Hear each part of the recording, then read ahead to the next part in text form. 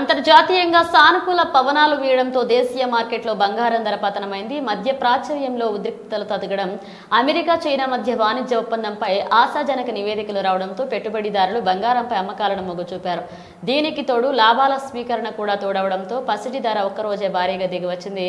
శుక్రవారం దేశ రాజధాని ఢిల్లీలో 10 గ్రాముల స్వచ్ఛమైన బంగారం 99.9% స్వచ్ఛత ధర 930 తగ్గి 97,670కి చేరింది. గురువారం ముగింపు ధర 98,600గా ఉన్నట్లుగా ఆల్ ఇండియా సరాఫా అసోసియేషన్ వెల్లడించింది.